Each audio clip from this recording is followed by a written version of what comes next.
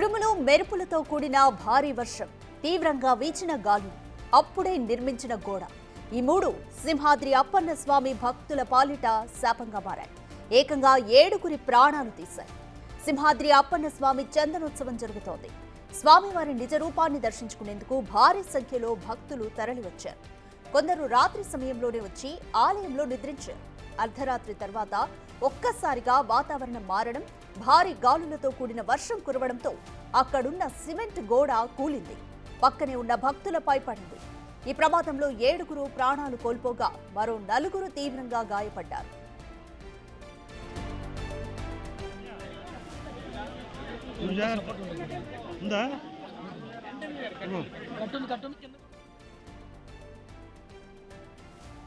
Simhagiri bus stand నుంచి ఎగువకు వెళ్లే మార్గంలో షాపింగ్ కాంప్లెక్స్ వరకు 300 రూపాయల టికెట్ భక్తుల క్యూ లైన్ ఉంది. భారీ వర్షానికి అక్కడ సిమెంట్ గోడ కూలి భక్తులపై పడింది. ప్రమాదం జరిగిన వెంటనే ఎన్డీఆర్ఎఫ్ సిబ్బంది, అధికారులు సహాయ కార్యక్రమాలను ప్రారంభించారు. హోంమంత్రి వంగలపూడి అనిత, జిల్లా కలెక్టర్ సిపి ఘటనా స్థలానికి చేరుకుని సహాయక చర్యలను పర్యవేక్షిస్తున్నారు.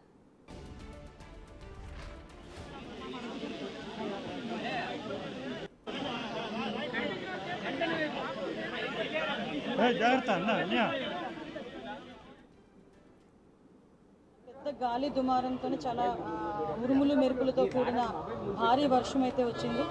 ప్రాథమిక నివేదిక ప్రకారం ఆ వర్షం ఏదైతే వచ్చిందో వాటర్ అంతా కూడా ఆ లూజ్ సాయిల్ మూలన వాటర్ అంతా కూడా కొంచెం లోపల దిగి ఆ గోడ కూలింది అన్నది ఒక ప్రాథమిక సమాచారం ప్రకారం వచ్చిన నివేదిక.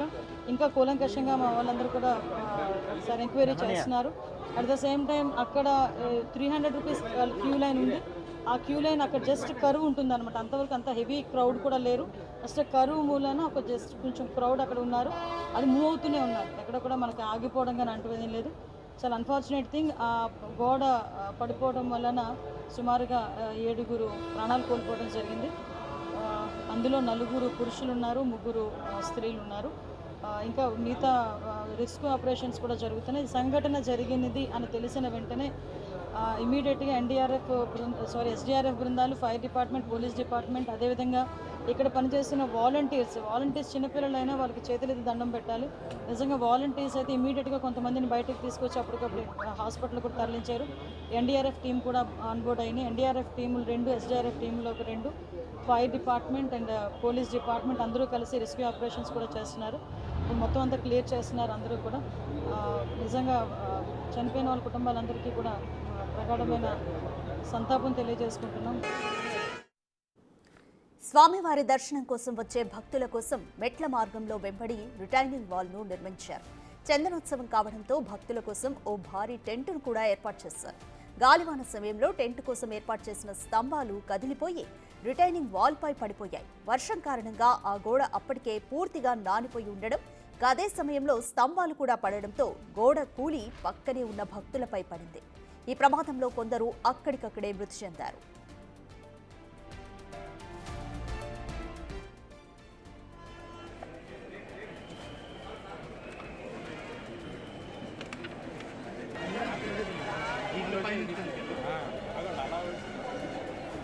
వాటర్ బాటిల్ క్యాన్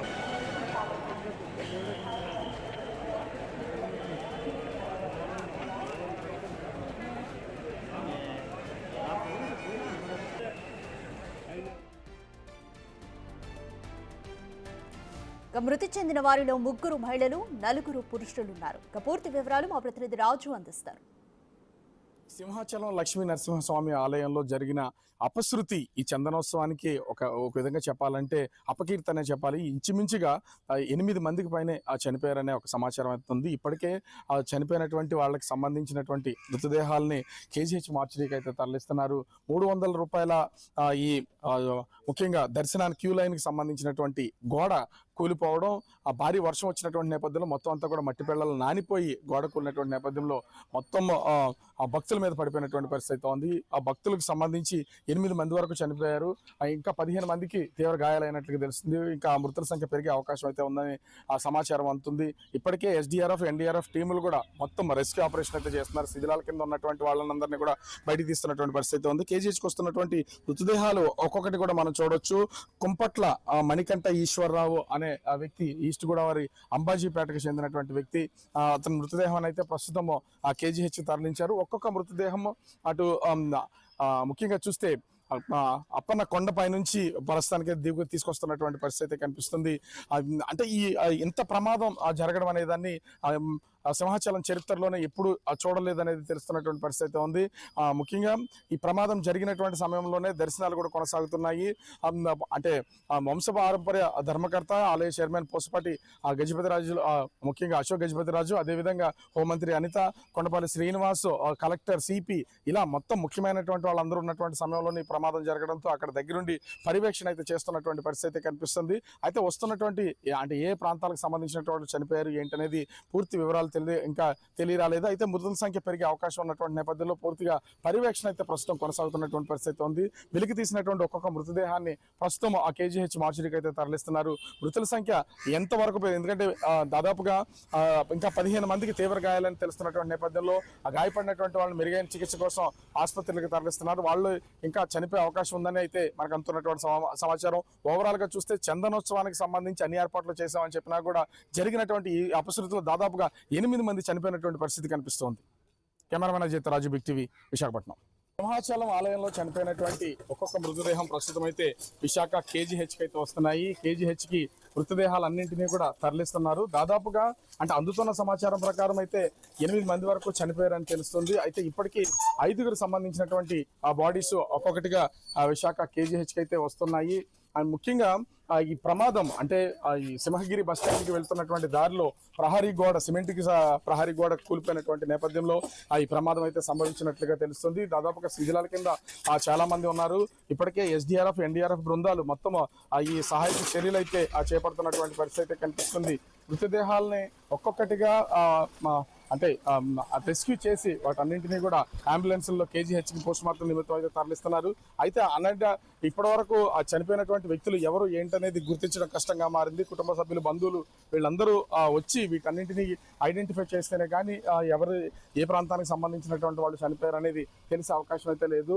అది చందనోత్సవంలో ముఖ్యంగా ఆ సింహాద్రి అప్పన్న నిజ స్వరూపాన్ని చూసి దర్శించుకోవడానికి వచ్చినటువంటి భక్తులకి ఈ విధమైనటువంటి ప్రమాదం జరిగినటువంటి నేపథ్యంలో మొత్తం ఇప్పుడు టెంపుల్ అంతా కూడా ఒక్కసారిగా భక్తులు ఆర్తనాదాలతో నిండిపోయినటువంటి పరిస్థితి కనిపిస్తుంది. ముఖ్యంగా చూస్తే అటు ఇప్పటికే రాష్ట్ర హోంమంత్రి వంగలపూడి అనిత, అదేవిధంగా సిపి శంకరపుత్ర బాగ్జీ, జిల్లా కలెక్టర్ హరీందర్ ప్రసాద్ ఈ ఎన్డీఆర్ఎఫ్ టీమ్స్ తో కోఆర్డినేట్ అయి ప్రస్తుతం సహాయక చర్యలు అయితే చేపడుతున్నటువంటి పరిస్థితి ఉంది. మరోపక్కన ఈ ప్రమాదం జరిగినటువంటి సంఘటనా స్థలంలో సహాయక చర్యలు కొనసాగుతుంటే మరోపక్క భక్తులు రద్దీ అనేది కొనసాగుతుంది. అయితే చనిపోయినటువంటి వాళ్ళకి సంబంధించి ఎవరు చనిపోయారు ఏంటనేది చాలా మందికి వివరాలు అయితే ఇప్పటి వరకు తెలుస్తున్నటువంటి పరిస్థితి లేదు.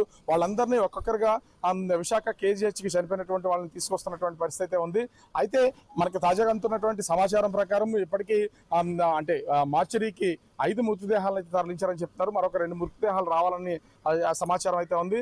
అయితే అది ఆ సంఖ్య 7, 8 అనేది ఇంకా అధికారుల నుంచి అయితే పూర్తి స్థాయి లెక్కలు అయితే రాలేదు. 8 మంది చనిపోయారు అనేది మాత్రం తెలుస్తోంది. అయితే శిథిలాల కింద ఇంకా క్షతగాత్రులు ఉన్నారు కాబట్టి వాళ్ళలో ఎవరన్నా చనిపోయే అవకాశం ఉందనేది కూడా అధికారులు చెప్తున్నటువంటి పరిస్థితి ఉంది. సమీపంలో ఉన్నటువంటి హాస్పిటల్స్ కి ఈ గాయపడినటువంటి వారిని ప్రస్తుతం అయితే తరలిస్తున్నారు. కుటుంబ సభ్యులు వచ్చి వీళ్ళందరినీ కూడా గుర్తిస్తే గానీ అసలు ఈ ప్రమాదం ఎలా జరిగింది ఏంటనేది కూడా వాళ్ళ దగ్గర నుంచి వచ్చే వివరాలను బట్టి తెలిసే అవకాశం అయితే ఉంటుంది.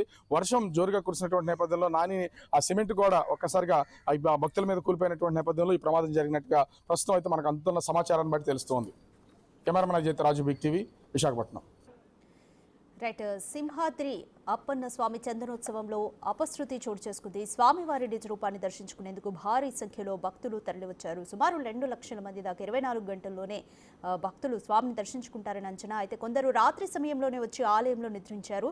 సరిగ్గా అర్ధరాత్రి తర్వాత 2 గంటల ప్రాంతంలో ఒక్కసారిగా వాతావరణం మారడం, భారీ గాలులతో కూడిన వర్షం కూడా రావడంతో అక్కడున్న సిమెంట్ గోడ కూలిపోయింది. ఇది ఈ మధ్యనే నిర్మించిన గోడ. అయితే పక్కనే ఉన్న భక్తులపై భారీ వర్షానికి నానిపోయి కూలింది. ఈ ప్రమాదంలో 7గురు అక్కడికక్కడే ప్రాణాలు కోల్పోయారు. ఇక మరో 4గురు తీవ్రంగా గాయపడ్డారు. అయితే సింహగిరి బస్ స్టాండ్ నుంచి ఎగువకు వెళ్లే మార్గంలో షాపింగ్ కాంప్లెక్స్ వరకు 300 రూపాయల టికెట్ క్యూ లైన్ అయితే ఉంది. భారీ వర్షానికి అక్కడ సిమెంట్ గోడ కూలి భక్తులపై పడింది. ఈ ప్రమాదం జరిగిన వెంటనే ఎన్డీఆర్ఎఫ్, ఎస్డీఆర్ఎఫ్ అలాగే అగ్నిమాపక సిబ్బంది అంతా సహాయక చర్యలను ఇమీడియట్గా ప్రారంభించారు.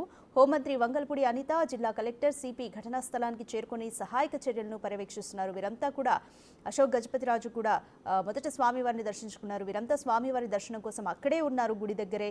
ఈ సమయంలోనే ఈ గోడ కూలి ప్రమాదం అయితే జరిగింది. అయితే స్వామివారి దర్శనం కోసం వచ్చే భక్తుల కోసం మెట్ల మార్గం వెంబడి రిటైనింగ్ వాల్ను నిర్మించారు. చందనోత్సవం కావడంతో భక్తుల కోసం ఒక భారీ టెంట్ను కూడా ఏర్పాటు చేశారు. అయితే గాలివాన సమయంలో టెంట్ కోసం ఏర్పాటు చేసిన స్తంభాలు కదిలిపోయి ఈ రిటైనింగ్ వాల్ పైన పడిపోయాయి. ఈ వర్షం కారణంగానే ఆ గోడ అప్పటికే పూర్తిగా నానిపోయి ఉండడం, అదే సమయంలో స్తంభాలు కూడా పడడంతో ఎఫెక్ట్ ఎక్కువైపోయింది. గోడ కూలి పక్కనే ఉన్న భక్తులపై పడింది. ఈ ప్రమాదంలో కొందరు అక్కడికక్కడే మృతి చెందారు. సహాయక చర్యలు ఇంకా కొనసాగుతున్నాయి. శిథిలాల కింద చిక్కుకున్న వారిని రెస్క్యూ టీం రక్షిస్తున్నారు.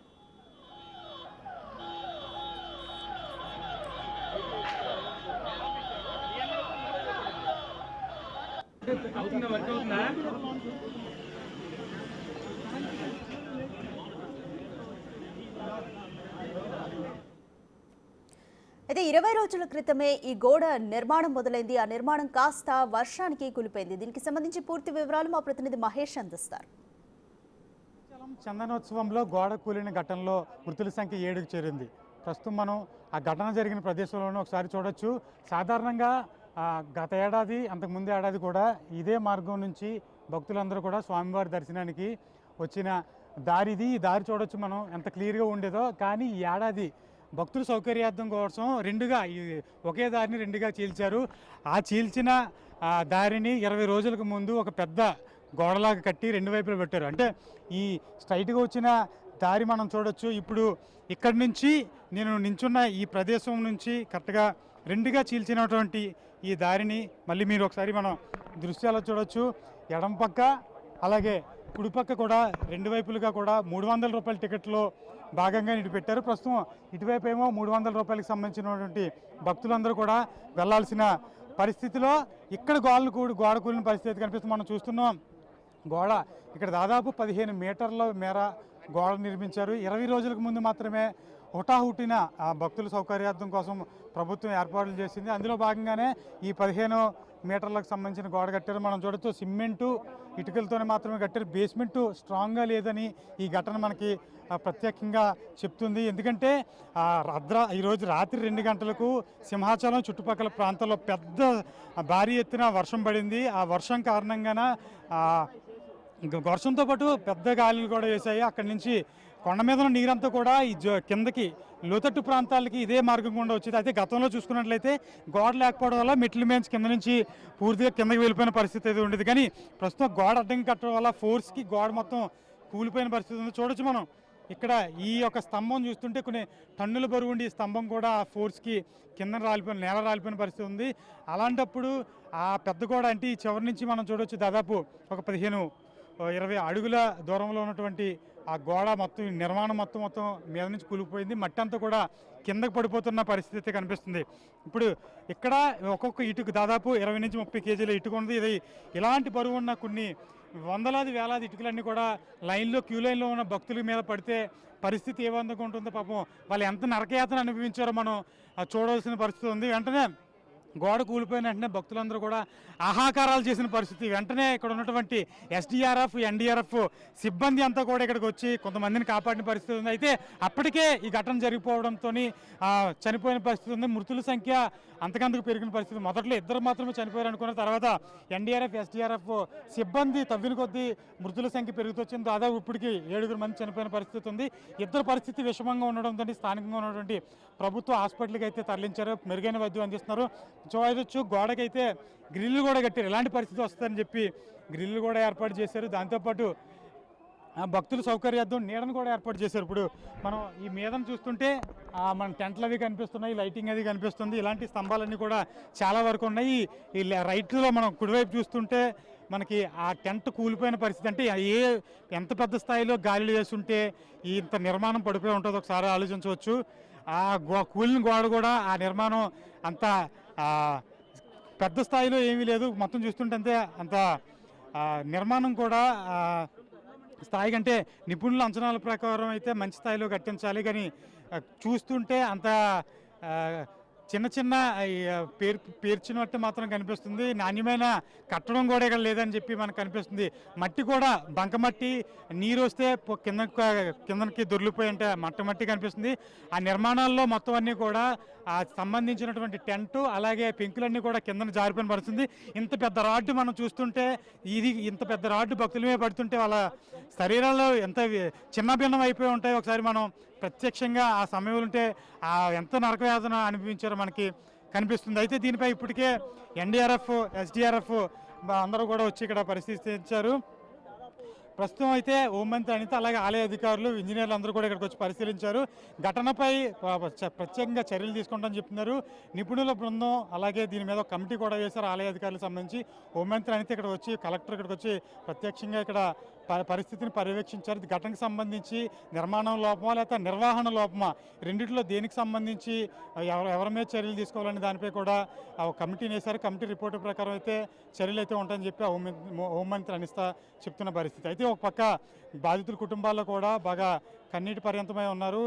ఎంతో దూరం నుంచి భక్తులందరూ కూడా స్వామివారి దర్శనానికి వచ్చారు. గత రాత్రే క్యూ లైన్లో నుంచి నిలబడి, అంటే ఈ రాత్రి 2 గంటలు 3 గంటల సమయంలో ఇక్కడికి వచ్చారంటే, ఈ సమయంలోని ఇక్కడికి 3 గంటలు ఈ సమయంలోకి వచ్చారు. దాదాపు 5 కిలోమీటర్ల మేర ఈ దూరంగా ఉన్నటువంటి ఈ లైన్లు అవి ఉన్నాయి. అక్కడి నుంచి ఇక్కడ రావాలంటే చాలా సమయం పడుతుంది. వీళ్ళందరూ కూడా రాత్రి సమయంలోనే వచ్చే పరిస్థితి అయితే ఉంది. ఇలాంటి ఘటనలో మళ్ళీ పునరావృతం కాకుండా చర్యలు అయితే చేపట్టాలంటే భక్తుల కుటుంబ సభ్యులు కూడా ప్రభుత్వానికి అయితే విజ్ఞప్తి చేస్తున్న పరిస్థితి. కెమెరామెన్ రామ్తో మహేష్, బిగ్ టీవీ, విశాఖపట్నం నుంచి.